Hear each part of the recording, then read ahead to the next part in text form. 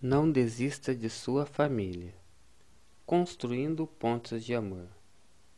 Notem quão terno e piedoso é o Senhor em seu relacionamento com suas criaturas. Ele ama o filho perdido e súplica-lhe que volte. O braço do pai enlaça o filho arrependido. As vestes do pai cobrem seus trapos. E todavia, quantos não há que olham para o pródigo não somente com indiferença, mas com desprezo. Obreiros Evangélicos, página 140. Um espírito brando, uma atitude suave e cativante pode salvar o errado e cobrir uma multidão de pecados. A revelação de Cristo no caráter de vocês terá um poder transformador sobre todos com quem entrar em contato. O maior discurso de Cristo, página 129. Dificuldades no casamento. Muitas vezes, os recém-casados descobrem no outro fraquezas e defeitos que não suspeitavam, mas os corações que o amor uniu descobrirão também excelências até então desconhecidas. Que todos procurem descobrir as qualidades e não os defeitos. Embora possam surgir dificuldades, perplexidades e desânimo, nem o marido nem a esposa abrigue o pensamento de que sua união é um erro ou uma decepção. Continue as primeiras atenções. Procure cada um promover a felicidade do outro. Haja amor mútuo, mútua paciência. Então, o casamento, em vez de ser o fim do amor, será o seu começo. O calor da verdadeira amizade, o amor que liga coração a coração, é o antigozo das alegrias do céu. Meu irmão, minha irmã, abram o coração para receber a Jesus. Convidem-no a entrar no templo da alma. Devem ambos unir-se na decisão de vencer em selar os lábios contra o falar qualquer palavra inoportuna. Conselhos para a Igreja, páginas 132 e 134.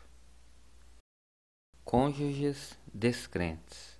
A pessoa que entrou para a relação matrimonial, quando ainda não convertida, coloca-se pela sua conversão sob uma obrigação maior de ser fiel ao cônjuge. Por mais que difiram com respeito à fé religiosa, todavia, as exigências de Deus devem ser postas acima de todo o relacionamento terreno, mesmo que provas e perseguições possam ser a consequência.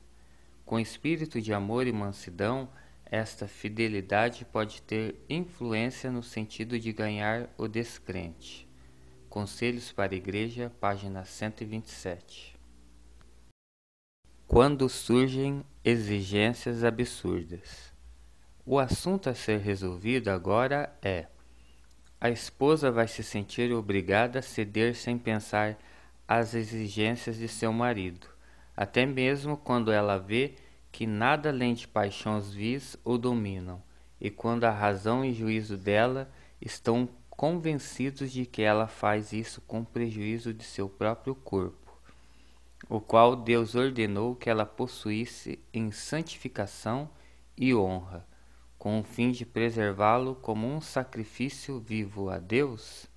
Conselhos para a Igreja, página 139. Satanás procura rebaixar a norma de pureza e enfraquecer o autocontrole dos que se casam, porque sabe que enquanto as paixões subalternas estão em ascendência, as faculdades morais se tornam seguramente mais fracas, e ele não precisa preocupar-se com o crescimento espiritual deles. Ele sabe também que de nenhuma outra maneira pode estampar melhor a sua própria imagem odiosa na descendência deles, e que assim pode moldar mais facilmente o caráter dos filhos do que o caráter dos pais. Conselhos para a Igreja, página 138. Quando a mulher sujeita o corpo e o espírito ao domínio do marido, sendo passiva diante da vontade dele em tudo, sacrificando sua consciência, dignidade e mesmo personalidade, perde a oportunidade de exercer aquela poderosa influência que deveria possuir para o bem, a fim de elevar o marido. Conselhos para a Igreja, página 140. Lidando com os erros dos filhos. Não é fácil ensinar e educar filhos sabiamente. Ao procurarem os pais conservar diante deles o juízo e o temor do Senhor, surgirão dificuldades. Os filhos mostrarão a perversidade que está no coração deles. Muitos pais, em vez de punirem os filhos por essas faltas, fazem-se cegos. Continuam, portanto, os filhos com suas práticas enganosas, formando um caráter que Deus não pode aprovar. Aqueles que seguem as próprias inclinações, com uma afeição cega para com seus filhos, condescendendo com eles na satisfação de seus desejos egoístas, e não fazem uso da autoridade de Deus para repreender o pecado e corrigir o mal, tornam evidente que estão honrando seus ímpios filhos mais do que a Deus. Orientação da criança, página 233 e 235. O mundo está repleto de influências corruptoras.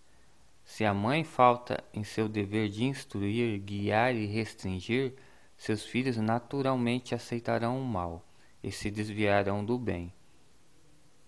Que toda mãe vá muitas vezes ao seu Salvador com a oração. Ensina-nos o que faremos pela criança. Atenda ela à instrução que Deus dá em sua palavra, e lhe será dada sabedoria conforme a necessitar. Conselhos para a Igreja, página 147. Quão terrível será no último e grande dia ver que aqueles com os quais nos associávamos em família se acham separados de nós para sempre. Ver os membros de nossa família, talvez nossos próprios filhos, sem estarem salvos. Então dirigemos a nós mesmos a pergunta: foi porventura por causa de minha impaciência, minha disposição não cristã, que a religião de Cristo se tornou para eles desagradável? Serviço Cristão, página 91 e 92. Irritação jamais ajuda. Ficar irado com a criança que erra é aumentar o mal. Isso desperta as piores tendências da criança e a leva a pensar que vocês não se importam com ela. Vocês julgam que Deus não toma conhecimento do modo pelo qual essas crianças são corrigidas? Ele sabe, e sabe também quais poderiam ser os benditos resultados se o trabalho de correção fosse feito de modo a conquistar em vez de repelir. Orientação da criança, página 245. Nunca permitam que seu filho ouça vocês dizerem: não sei o que fazer com você. Enquanto pudermos ter acesso ao trono de Deus, devemos, como pais, envergonhar-nos de pronunciar essas palavras. Clamem a Jesus, e Ele os ajudará a levar seus filhos a Ele. Orientação da criança, página 238. Auxílio divino. Deus abençoará uma disciplina justa e correta, mas sem mim, diz Cristo, vocês não podem fazer nada.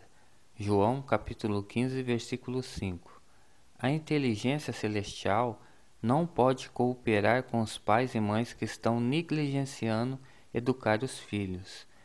Orientação da criança, página 232.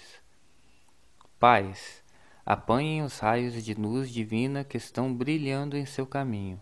Andem na luz como Cristo na luz está. 1 João, capítulo 1, versículo 7.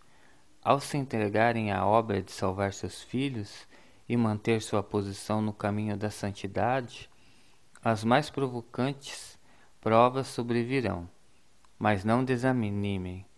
Apeguem-se a Jesus. Ele diz: que homens se apoderem da minha força e façam paz comigo. Sim, que façam paz comigo. Isaías capítulo 27, versículo 5. Dificuldades sobrevirão. Vocês encontrarão obstáculos.